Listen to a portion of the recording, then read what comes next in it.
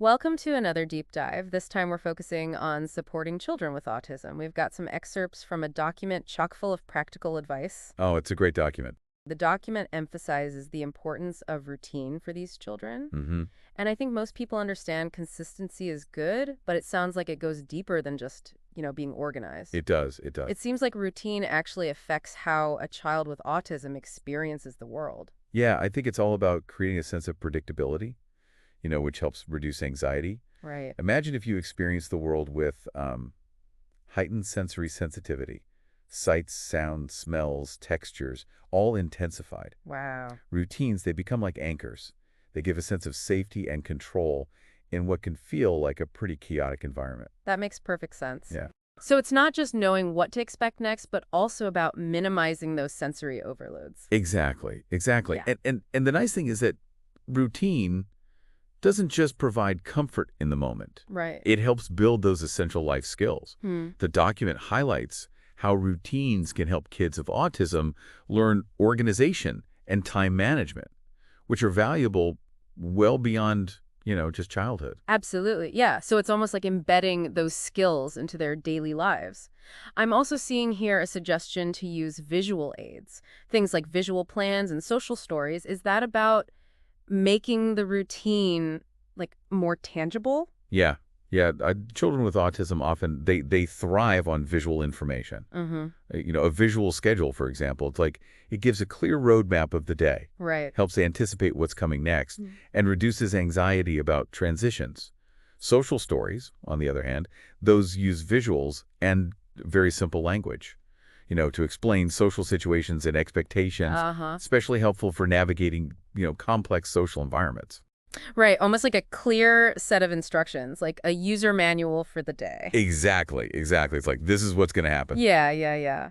I actually remember reading about a parent who used a visual timer Oh, yeah? to help their child understand how long they had to play before dinner. Uh-huh. And it really seemed to make a difference. It prevented like meltdowns. Visual timers are amazing. They provide a concrete visual representation of time passing.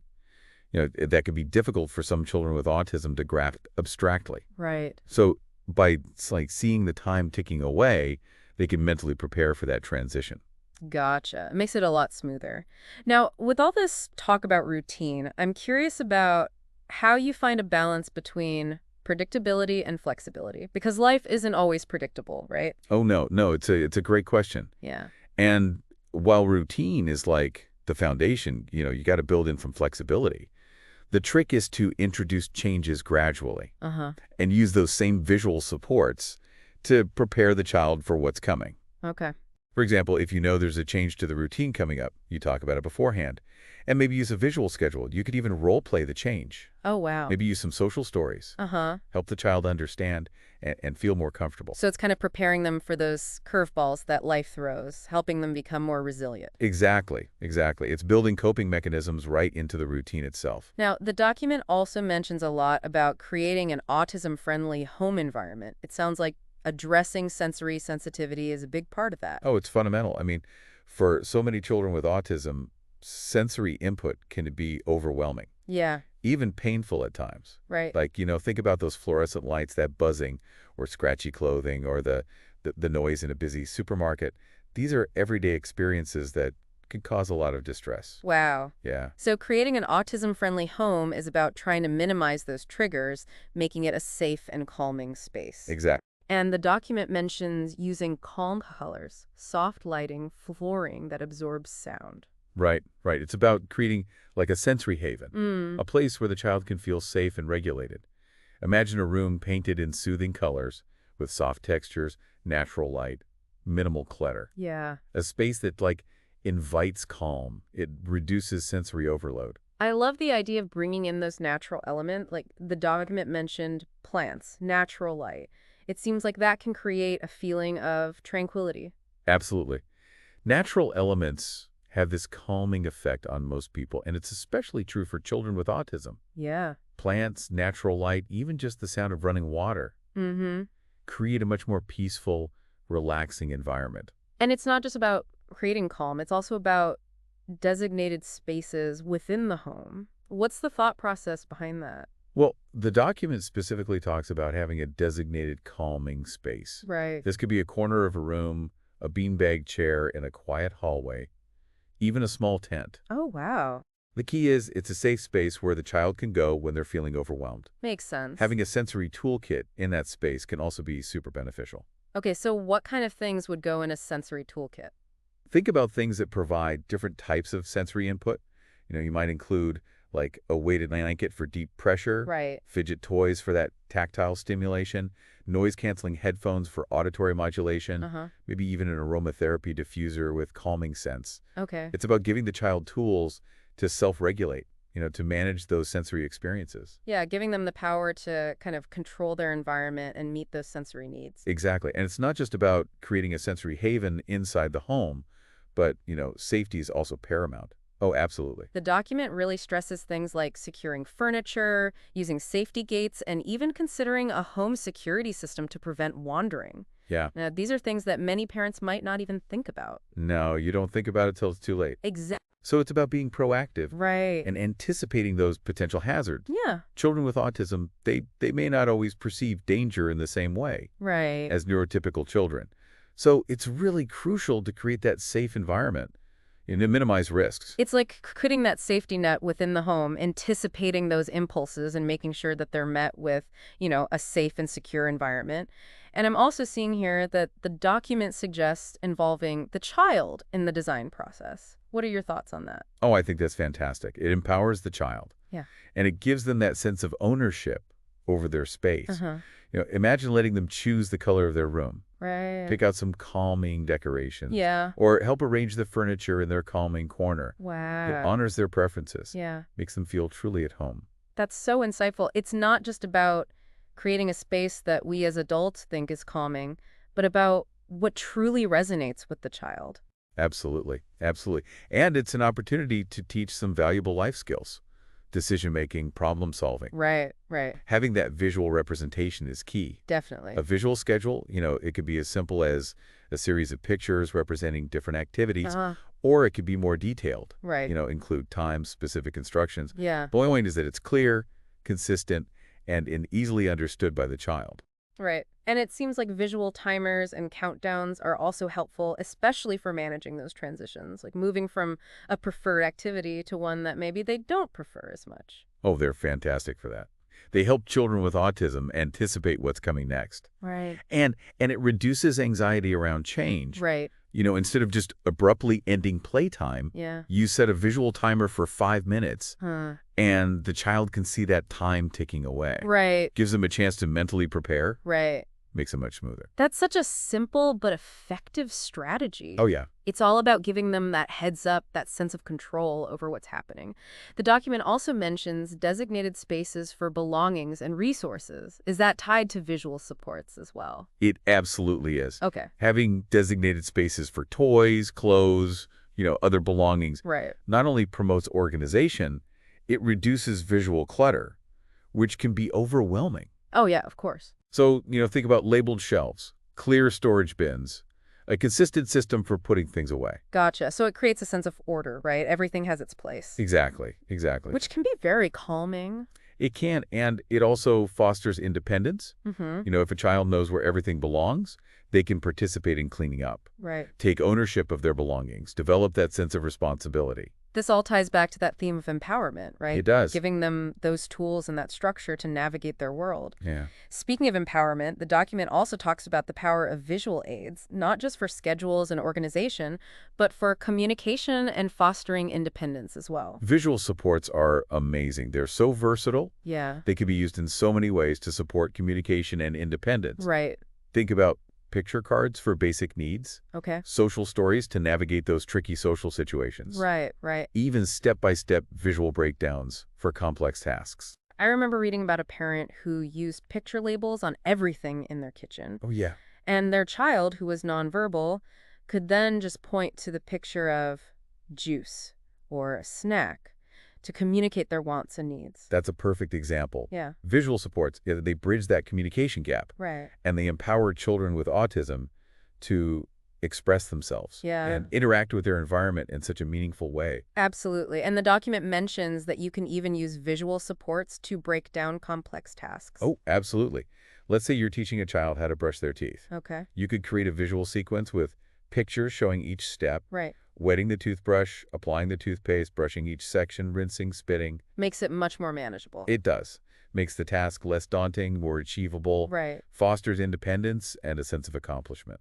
Like providing that extra scaffolding, breaking it down into bite-sized pieces. Now, we've talked a lot about creating that sensory-friendly home, using visual supports, establishing those routines. But what about addressing those sensory challenges that so many children with autism experience? Mm-hmm. Does the document offer any guidance on that? It does. It does. It emphasizes this multifaceted approach to sensory integration, which involves providing a variety of sensory experiences throughout the day to help regulate that sensory system. Okay. They even mention the concept of a sensory diet, which I think is interesting. Yeah, what exactly is a sensory diet? Well, it's not about food. Right. It's about providing a balanced intake of sensory input Okay. throughout the day. Okay. Think of it as a personalized plan that incorporates activities and experiences that provide the specific sensory input the child needs to stay regulated. So for a child who, like, seeks out a lot of movement, their sensory diet might include things like swinging, jumping on a trampoline, even just rolling around on the floor. Exactly. Exactly. Okay. And for a child who craves that deep pressure, their sensory diet might include weighted blankets, tight hugs, Uh-huh. or even activities like carrying heavy grocery bags. It's about understanding that child's unique sensory needs and then finding ways to meet them throughout the day. Yeah, Does the document mention any specific therapies or interventions? it does touch upon the Irene method, Okay. which is a therapeutic approach that uses color Right. to create a more balanced visual world. Some children with autism experience visual distortions or sensory overload from certain colors. I've heard of that. So the idea is that using things like tinted lenses or colored light bulbs can help filter out those overwhelming colors, create a more calming visual experience. That's right, that's right. It highlights how interconnected our senses are Yeah. and how addressing one sensory challenge can have these ripple effects across different areas of development. The document also emphasizes the importance of addressing any underlying medical conditions that might be contributing to those sensory sensitivities. So it's about looking at the whole picture, Yeah, holistic approach. understanding and addressing the child's sensory needs. Exactly. And it's crucial to remember each child is unique, Right.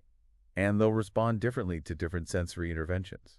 So it's about finding what works for that individual child, Mm-hmm. experimenting with different strategies and observing their responses.